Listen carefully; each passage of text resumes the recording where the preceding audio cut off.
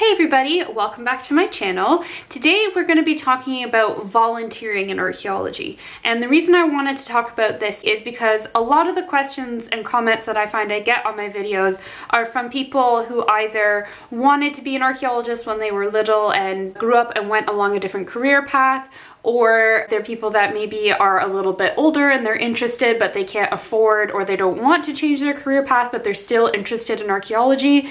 And I wanted to provide a bit of a video and some guidance for those people on ways that you can get involved in archaeology, perhaps more as a hobby rather than as a profession. Volunteers are actually a very vital component of a lot of archaeological projects. There is pretty much an entire, I guess, discipline related to this in UK archaeology that we call community archaeology, which are archaeologists that specialize in engaging with the public and getting the public involved on heritage projects and promoting our results and engagement with the wider public rather than just archaeologists. A lot of people think that field schools, which is where you go and dig up an archaeological site, are only for students, probably because of the word school and the fact that a lot of archaeological programs actually will require you to go on as a part of your studies.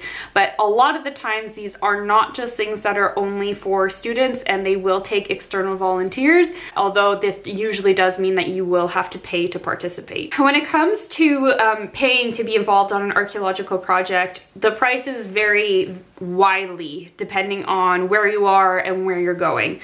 For example, I did a bit of research on my own and I found a project in Britain, in Chichester, I think. I don't know if it's still going ahead, what with the COVID-19 pandemic happening at the moment, but they did have plans to conduct some excavations, and it was a £10 participation fee per person, which is very affordable, I would think, for a lot of people. However, it does also go to the other end of the scale where you have field schools that are taking place in international destinations that can cost you a couple grand to go on. And those costs will be going towards covering your accommodation, your food.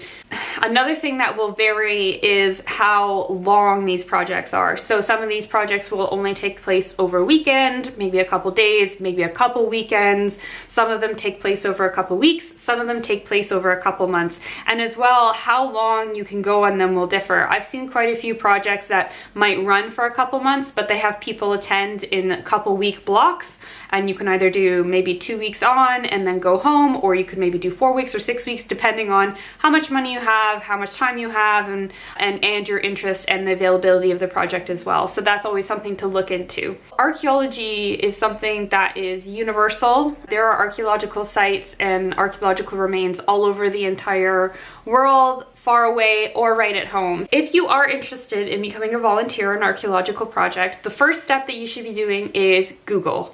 Using a search engine to look and see what is actually available for you.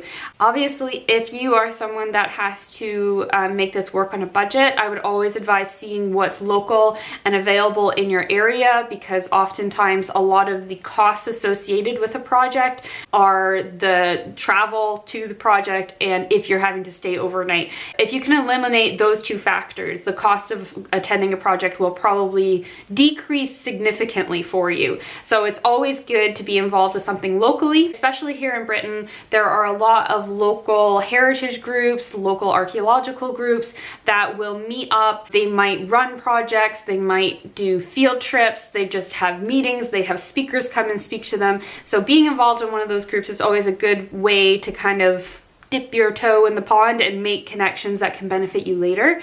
If you are younger and you live in the UK, I would also highly recommend getting involved in the Young Archaeologist Club. So this is a youth club for people aged from 8 to 16, and you participate sometimes on excavations, sometimes you get to handle artifacts. Again, they get speakers to come in, they go on field trips, and they try to just involve people in activities related to heritage. And this can be a really good way to get introduced into the world of archaeology and see if maybe it's something you want to pursue as a career. Or, you know, you can just continue doing it as a hobby if that's what you like. I'm not saying here that if you like archaeology, you have to become an archaeologist. If you are somebody that specifically wants to dig, then it's a bit of a different story, because a lot of these community groups and everything that I'm talking about, they do quite a variety of varied activities. Some of those might be digs, but some of them also might not be. If you specifically want to dig and you want to dig for a prolonged amount of time, i.e. more than a weekend, then you're going to start looking at a field school. So these are archaeological projects that are typically run by professors from universities who have funding from grants to conduct research in their area of expertise. And they will run these schools for maybe a couple weeks, maybe a couple months a year. And it's usually staffed by students, although like I said, that's not always the case. These field schools serve as a training ground for students, so they're not places where you necessarily have to have lots of expertise. A lot of them will offer you training, so you actually don't need to have any previous experience archaeologically in order to get accepted. Again, a good first place to start with this is to Google just archaeological field schools and see what's available. Like I said, I did a little bit of research, and a couple places that I would recommend, which will be in links down below in the description box, are the field school map on the Archaeological Institute of America's website. I personally haven't gone on any of these field schools. Both the ones that I went on were all through my school. I went and I had a look through the site, and I found the map to be particularly helpful because a lot of the times people are perhaps interested in a specific era or a specific civilization or a particular part of the world. So this can help you maybe pinpoint something that's within your area of interest. And then once you click on the school, you can then open a tab which will have more details about the school itself, how long it runs, how much it costs, are they looking for only students or are they looking for volunteers, who to contact if you want to speak about it, and a bit of a history and background about the project itself. So I highly recommend looking through that. But I will say that none of these field schools are officially run by the Arc Institute. They just provide a place for you to be able to find them. So always do your research into a school before you start giving people money. If you are specifically looking for something in Britain, I would also recommend looking at the Council for British Archaeology's website. They also have a fieldwork tab where they have different projects listed to go ahead and how much those projects are going to cost, background, contact details, etc. I will say that archaeology isn't something that's just for young people or people my age. Especially here in Britain, there actually is quite a interest in participating and looking into heritage from an older retired generations, which is great. It's awesome that people want to engage with heritage, and you know, when you're retired you generally have a lot more time to do that. And this is not something that is only reserved for people of a certain age or people of a certain background. It's something that I would highly encourage everyone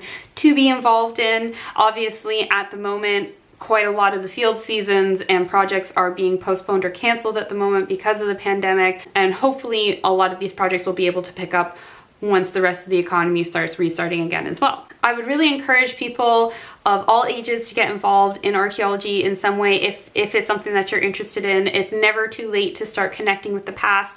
I think a connection to the past is a really important thing for people to have. It gives you a lot of perspective, it gives you a lot of transferable skills. And I would also have to say that to be involved in archaeology can be somewhat addicting.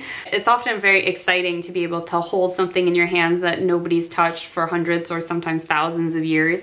And it's just really great to be able to connect to your past. You know, hindsight's 2020. There are a lot of parallels between modern day, not just this current state that the world is in, but in general, modern day and the past. And I think it always gives you a really interesting perspective when you look at things and a new lens through which to view the world. Okay, so this has been one of my briefer videos, but I hope it's still been helpful for you guys. Just remember, the first place to start, if you don't know what you're doing or you don't know what you want to do, the best thing to do is to just use Google.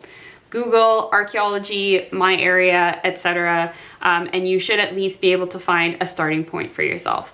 If you have any questions or comments for me, please leave them in the comments below. I hope this has been helpful for some of you and answered some of your more common questions about how to get involved in archaeology even when you don't want to do it as a career. As per usual, all my social media is below if you'd like to give me a follow on there. Please give me a like and subscribe, that would be very helpful. I'm trying to use some of my free time during the pandemic to help grow my channel a little bit. So every little bit, every like, every subscribe helps. Please let me know as well in the comments if you guys have any other videos or topics in archaeology that you would like me to cover. Thank you so much guys for watching, and I'll talk to you next time. Bye!